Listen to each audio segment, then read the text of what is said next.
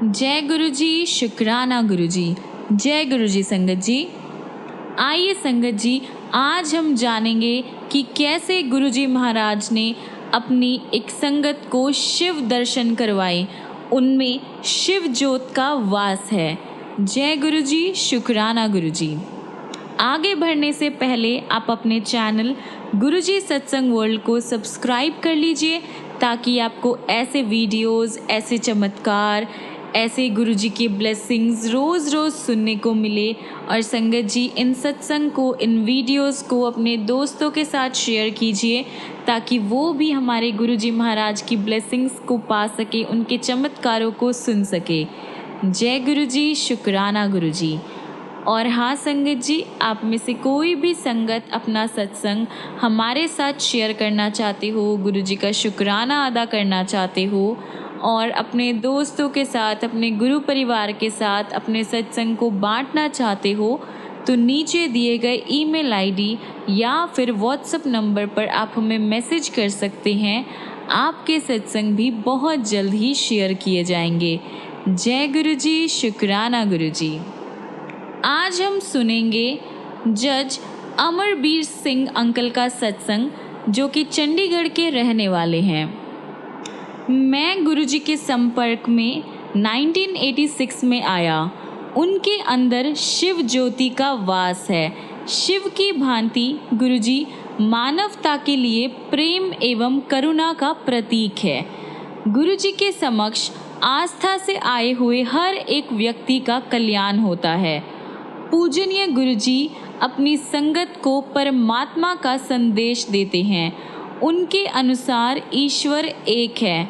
मनुष्य की जाति, रंग, भेद, धर्म आदि का कोई भी महत्व नहीं है। सब एक समान हैं। सब उसी एक देव परिवार के मेंबर हैं। वह मानवता से प्रेम और ज़रूरतमंद की सहायता करने का संदेश देते हैं। उनमें दिव्य शक्तियां हैं और वह सर्वज्ञाता है। उन्हें पास्ट, प्रेजेंट और फ्यूचर सबका ज्ञान है। उन्होंने ईश्वर की तरह चमत्कार किए हैं और जो रोगी मरने की कगार पर होते हैं या जो डिजीज़ डॉक्टर्स भी ठीक नहीं कर पाते, गुरुजी ने वो सब ठीक कर दिखाया है। मुझे बहुत बार गुरुजी की ब्लेसिंग्स मिली है। 1987 में मेरी वाइफ, उनको अंदरूनी सूजन हो गई थी। इन सारी प्रॉब्लम्स को रोकने के लिए डॉक्टर्स ने तुरंत सर्जरी का सुझाव दिया। हम सर्जरी की सफलता के लिए गुरुजी के पास पहुँचे और उन्हें हमारी बीमारी और डॉक्टर्स के बताए गए सलाह के बारे में बताया। गुरुजी ने उसे अमृत देकर कहा कि सर्जरी की कोई ज़रूरत नहीं है। गुरुजी में निष्ठा होने के कारण हमने सर्जरी नहीं करवाई। 2 साल के बाद एक दिन मेरी वाइफ को बहुत पेट में दर्द हुआ। चंडीगढ़ के सबसे अच्छे हॉस्पिटल में दिखाने के बाद हमें पता लगा कि सूजन तो नहीं था, बट हल्का सा पेन था। 1992 में मेरी माँ बहुत ज़्यादा बीमार हो गई थी और अपनी चेतना यानी अपना होश खो बैठी थी। 95 की एज में उनके जीवित रहने की संभावना बहुत कम थी। 28 फरवरी को जब मैं अपनी माँ के कष्टों को नहीं देख पा रहा था, मैंने मन ही मन गुरुजी से, जो उस टाइम जलंधर में थे, आकर उनको शांति देने के लिए प्रार्थना करी। उस टाइम शाम के 6:30 हो रहे थे। मेरी प्रार्थना करने के कुछ ही मिनटों बाद गुरुजी ने सामने के गेट से, जो अंदर से बंद था, उससे एंट्री की। हम उनको देखकर आश्चर्यचकित थे। गुरुजी ने मेरी वाइफ को एक गिलास में जल लाने को कहा, जिसे उन्होंने अभिमंत्रित किया। उन्होंने माँ को 2 चम्मच जल पिलाने को कहा और बताया कि वह आधी रात में 2 बजे तक जीवित रहेंगी। गुरुजी फिर 10 मिनट तक बाहर नहीं आने का निर्देश देकर चले गए। उस ड्यूरेशन के बाद हमने बाहर आकर पुलिस द्वारा जो पहरेदार रखे हुए थे, उनसे गुरुजी के बारे में पूछा तो उसने बताया कि उसे कुछ नहीं पता, उसके अकॉर्डिंग कोई भी अंदर नहीं गया था। मैंने तुरंत जलंधर फ़ोन किया तो मुझे बताया गया कि वह तो उस टाइम जलंधर संगत में थे। उसके बाद हमने माँ को जल पिलाया और गुरुजी के कहे अनुसार रात को 2 बजे उन्हें मोक्ष की प्राप्ति हुई। अतः गुरुजी एक ही टाइम पे 2 जगहों पर प्रेजेंट थे, जलंधर संगत में और हमारे घर पर। मेरी पुत्री भी गुरुजी की भक्त है। 1998 में गुरुजी चंडीगढ़ के सेक्टर 33 में रहते थे। जब मेरी बेटी गुरुजी से प्रार्थना करती थी तब वह शिव दर्शन की कामना करती थी। एक दिन सुबह उठने पर अपने रूम में गुरुजी के सारे चित्र, सारे स्वरूप शिव रूप में बदलते हुए देखकर वह सरप्राइज्ड हो गई। गेस्ट रूम में एंट्री करने पर उसने मैट पर शिव को गुरुजी के स्वरूप के सामने बैठे हुए देखा। उस टाइम उसने हमें दर्शन होने के समाचार नहीं सुनाए। शाम को हम गुरुजी के दर्शन के लिए गए।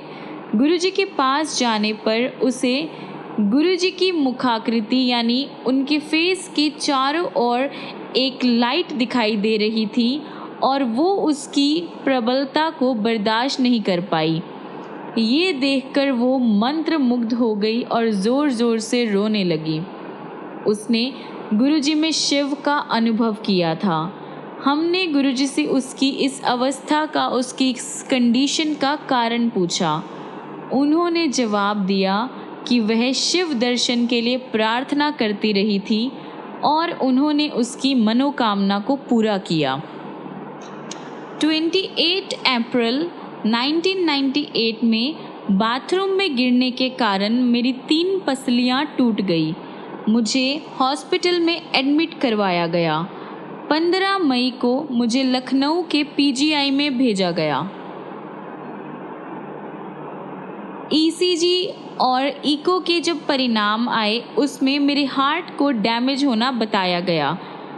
29 मई को मैंने doctor Mahesh Chandra king George medical college में जो हार्ट स्पेशलिस्ट थे उनसे मैंने राय ली। उन्होंने भी मुझे वही सेम चीज़ बताई। 2 जून को मैं गुरुजी के दर्शन के लिए दिल्ली आया। मैंने उनको डॉक्टर्स के डिसीजन के बारे में बताया तो उन्होंने 1 गिलास जल मंगाकर मुझे अपनी शर्ट के बटन खोलने को कहा। उन्होंने ग्लास के जल से मेरे चेस्ट एरिया पर छींटे मारे और मुझे बिल्कुल हेल्दी अनाउंस कर दिया। साथ ही उन्होंने मुझे फिर से एग्ज़ामिन करवाने को कहा। 1 दिन के बाद डॉक्टर कलेरपिया दिल्ली में army referral and research hospital के डिपार्टमेंट में उन्होंने मेरा एग्ज़ामिन किया। उन्होंने भी वही एग्ज़ामिन दोबारा करे और मुझे हेल्दी अनाउंस कर दिया। मेरा दिल बिल्कुल ठीक से काम कर रहा था और उस पर कोई भी बीमारी नहीं थी। पिछले रिपोर्ट्स देखकर वह बहुत ज़्यादा सरप्राइज्ड हुए और कहने लगे कि 29 मई और 3 जून के बीच में केवल किसी चमत्कार से ही ऐसा हो सकता है, वरना दिल की कंडीशन में सुधार आना इम्पॉसिबल है। लखनऊ लौटने पर मैंने वो रिज़ल्ट्स डॉक्टर को दिखाए तो उनका भी यही डिसीजन था।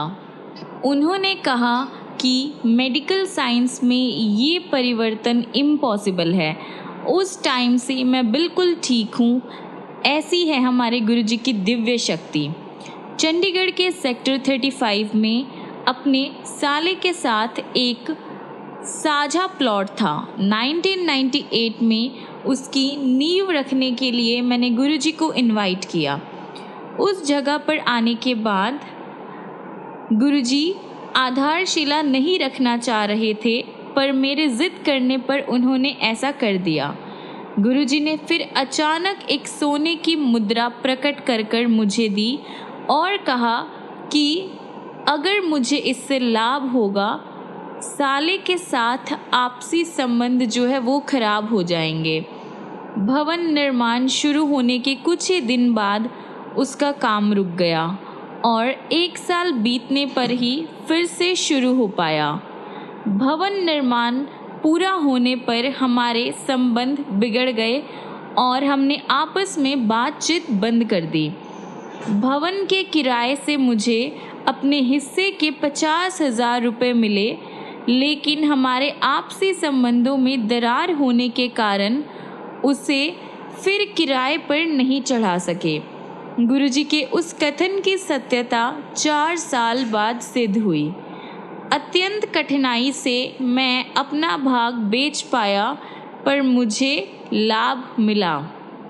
1989 में मैं पटियाला में कोर्ट में था। गुरुजी जालंधर से हमारे पास रहने के लिए आए।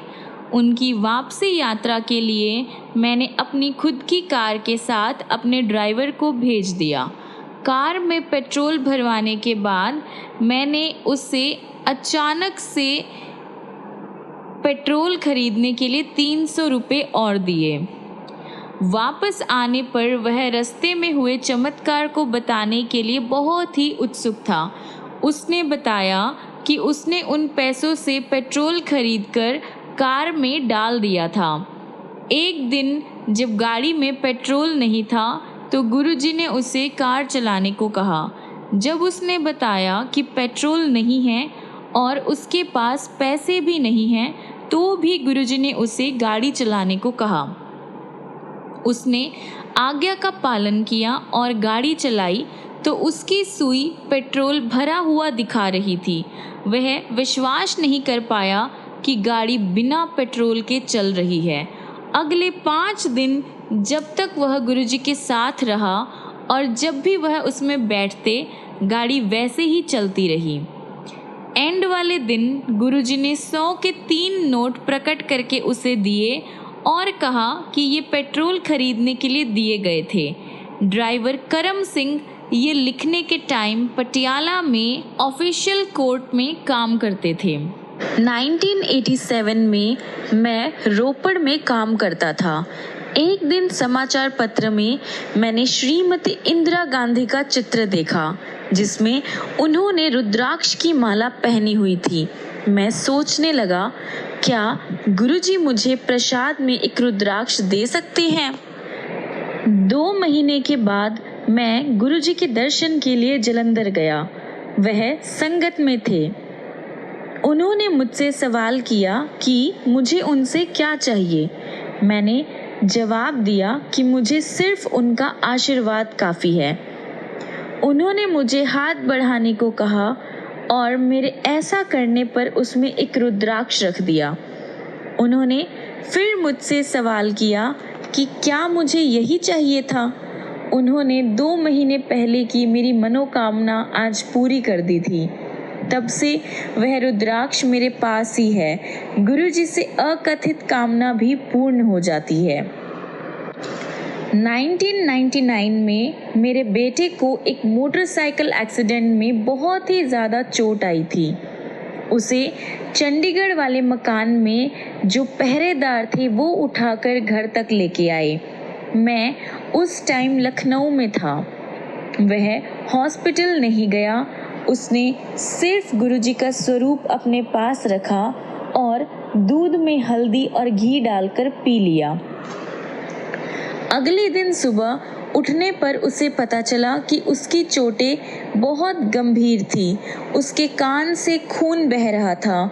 उसकी गर्दन और मुंह इतना ज़्यादा सूज गए थे कि उसे पहचान पाना भी बहुत मुश्किल था। ये एक्सीडेंट रात को 11 बजे के आसपास हुआ था और उसे अगले दिन दोपहर के आसपास हॉस्पिटल ले जाया गया। डॉक्टर्स बहुत ज़्यादा सरप्राइज्ड हुए कि इतनी देर तक बिना किसी ट्रीटमेंट के ये जिंदा कैसे रहा। उसे तुरंत इंटेंसिव केयर यूनिट में लेके गया और उसके एनालिसिस हुए, उसके टेस्टिंग वगैरह हुए तो पता लगा कि उसके सिर से बहुत ज़्यादा खून बह चुका है और सिर पर दरार आ गई थी। सौभाग्यवश अंदर की चोट का खून जो था वो कान से हो गया था। डॉक्टर्स ने तुरंत सर्जरी करवाने को कहा, पर उसने अगले दिन दोपहर तक हमारे लखनऊ से लौटने की वेट की। रास्ते में मैंने गुरुजी से अपने संपर्क स्थापित कर उनको इस एक्सीडेंट के बारे में बताया, तो उन्होंने अपना आशीर्वाद दिया, हमें हौसला दिया कि सब ठीक होगा। इस ड्यूरेशन में मेरे बेटे की निकटता से देख रेख होती रही है, यानी जब तक हम वहाँ पर नहीं थे उसकी देख रेख अच्छे से हो रही थी। गुरुजी की कृपा से उसे सर्जरी की कोई ज़रूरत नहीं हुई, लेकिन उसके मुंह पर जो था एक्सीडेंट की वजह से डैमेज हो गया था। गुरुजी ने एक अभिमंत्रित लोटा भेजा और उसका जल उसको देने को कहा। उसको जल देते ही उसमें सुधार होने लगा।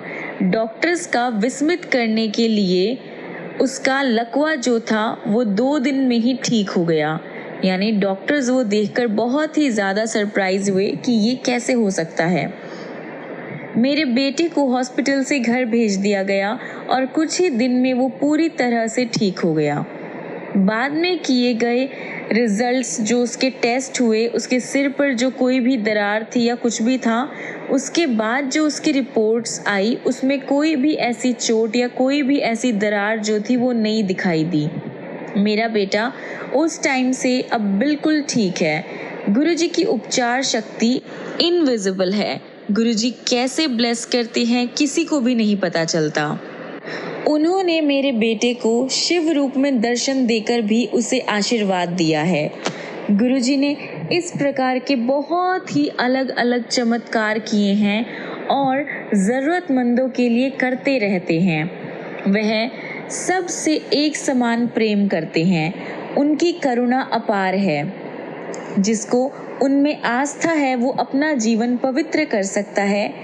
अगर हमारी उनमें निष्ठा है तो वह हमें चिंता मुक्त कर देते हैं। गुरुजी को कोई लौकिक आवश्यकता नहीं है। कोई भी प्रसाद, कोई भी चीज़ वो अस्वीकार कर देते हैं। उन्हें कोई चाहत भी नहीं है। वह इस पृथ्वी पर हमारे दुख दूर करने के लिए आए हैं। आइए गुरुजी में विश्वास कर उनके आशीर्वाद को ग्रहण करें। ओम नमः शिवाय, शिवजी सदा सहाय। ओम नमः शिवाय, गुरुजी सदा सहाय। जय गुरुजी, शुक्राना गुरुजी। आइए संगत जी, अब हम अगला सत्संग सुनेंगे श्रीमती अनीता वर्मा का, जो कि नोएडा के रहने वाले हैं। हम में से अधिकांश लोग मोक्ष मार्ग पर चलने की आकांक्षा रखते हैं। हम अपनी कल्पना से या इधर उधर से सुन पढ़कर आध्यात्मिकता के बारे में गलत विचारों का ताना बाना बुन लेते हैं। हमारे विचारों में आध्यात्मिकता का अर्थ हिमालय की किसी गुफा में रहना या फिर देश की लंबाई और चौड़ाई नापना है। हम इससे अनजान रहते हैं कि कोई भी अध्यात्म का मार्ग तो केवल गुरु के कमल चरणों में शीश झुकाकर ही पूरा हो सकता है।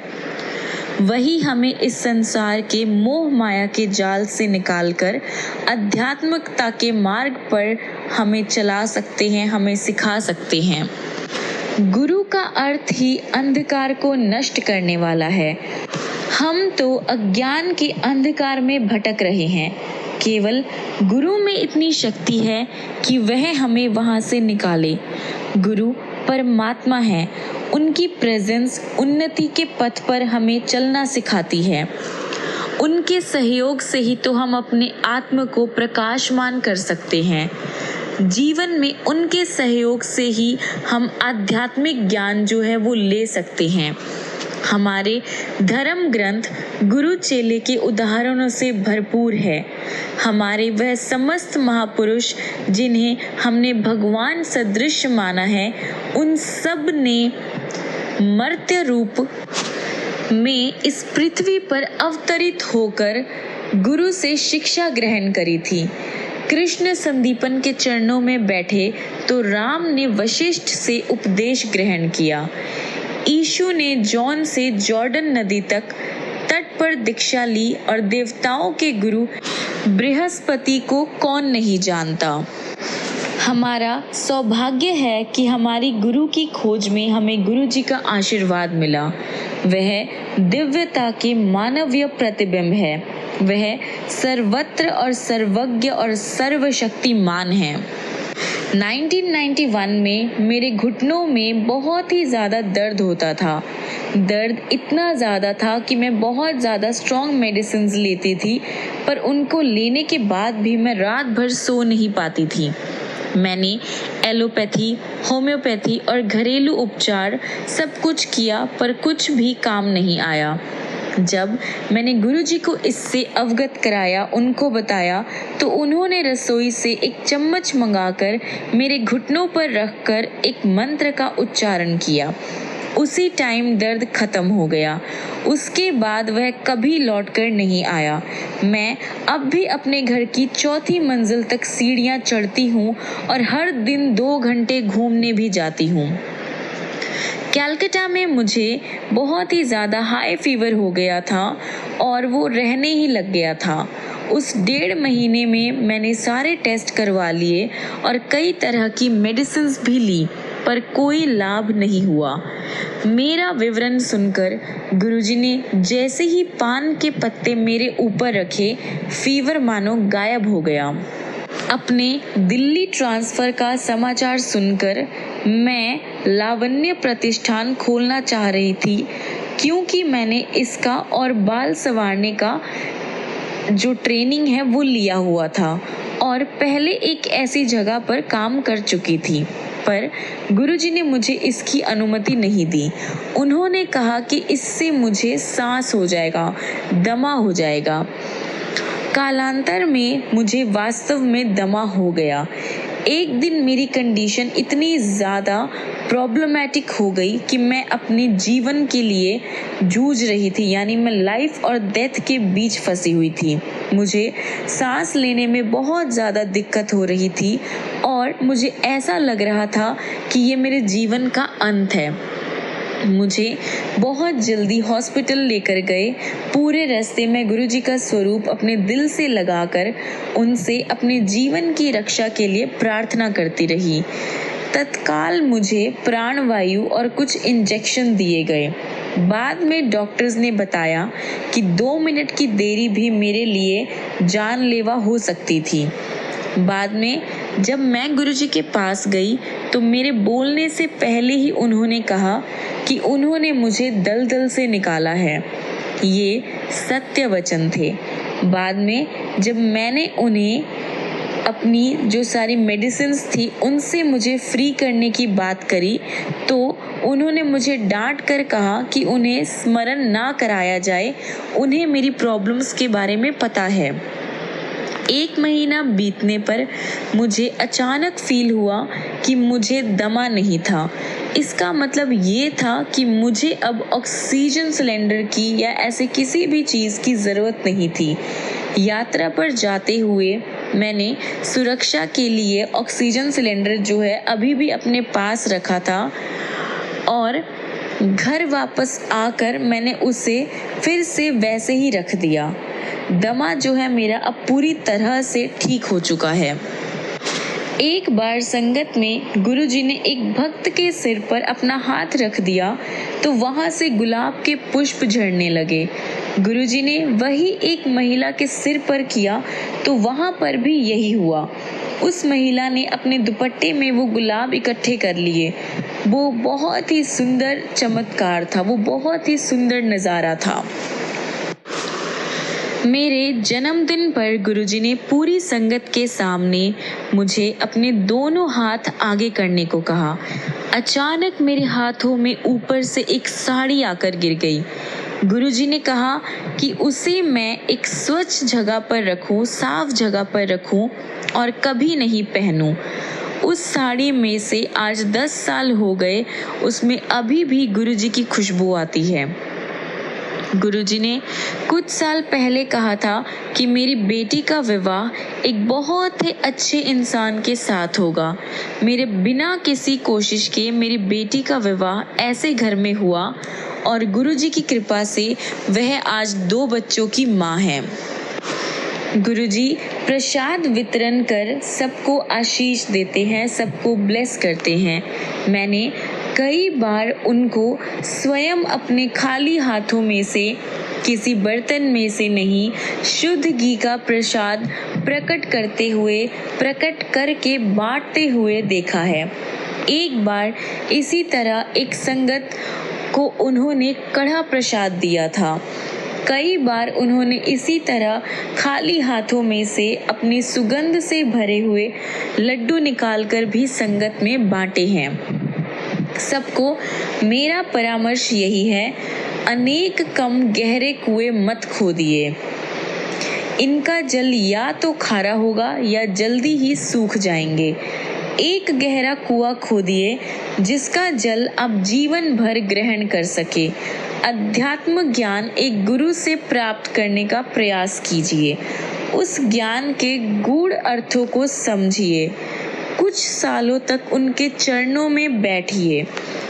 यहाँ वहाँ घूमकर उत्सुकतावश कई लोगों के बीच में बैठकर आप थोड़े ही समय में अपनी आस्था को खो सकते हैं। केवल एक गुरु के वचनों का पालन कीजिए। अनेकों के पास जाने से आप हैरान हो जाएंगे। स्मरणीय है कि एक डॉक्टर से आपको निर्धारित मेडिसिन मिलती है और 2 से परामर्श और 3 से दाह संस्कार की विधि। एक गुरु आपको हनुमान जप करने को कहेंगे, दूसरे कहेंगे कि राम नाम जपो। यदि तीसरे के पास गए तो वह हर दिन पूजा करने का परामर्श देंगे। आप इन्हीं बातों में उलझ कर रह जाएंगे। एक गुरु के चरणों में बैठकर उनके निर्देशों का पालन कीजिए। सबको सुनिए पर अनुसरण एक का ही कीजिए। सबको आदर दीजिए पर आस्था एक में ही उचित है। उससे ज्ञान संग्रहित कीजिए और उनके कहे आचरण का ही पालन कीजिए। इस तरह से आप बहुत जल्द ही आध्यात्मिकता के कठिन मार्ग पर, कठिन रास्ते पर चलना सीख पाएंगे। संगत जी, अब मैं अपना सत्संग यहीं पर विराम करती हूँ। ओम नमः शिवाय, शिवजी सदा सहाय। ओम नमः शिवाय, गुरुजी सदा सहाय।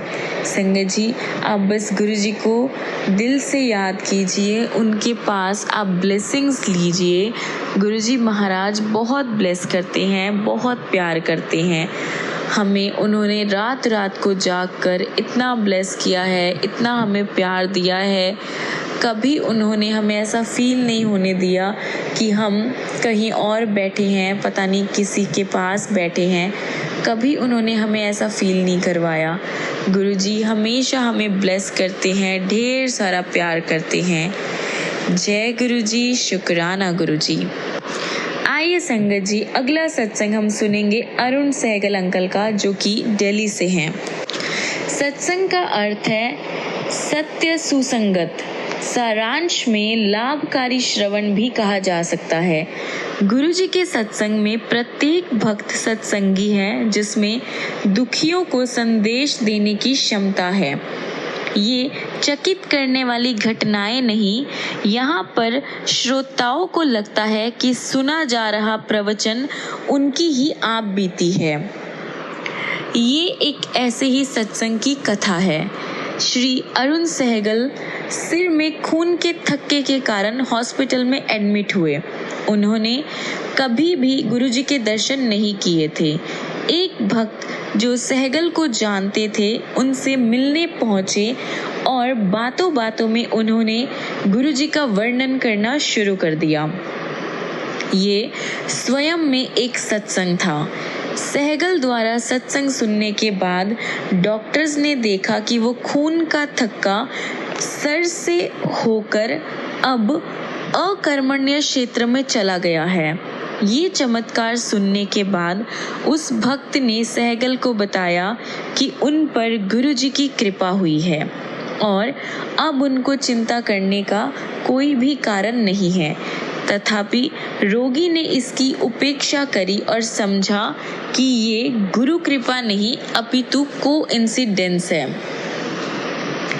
अगले दिन ही चिंतित डॉक्टर ने सहगल को बताया कि मस्तिष्क को जाती हुई एक नस में बहुत ज़्यादा खून के थक्के हैं और तुरंत उनको बहुत सारे टेस्ट करवाने पड़ेंगे। उन्होंने हॉस्पिटल में सारा कुछ बताया कि प्रोसीजर जो है कैसा होने वाला है इसका।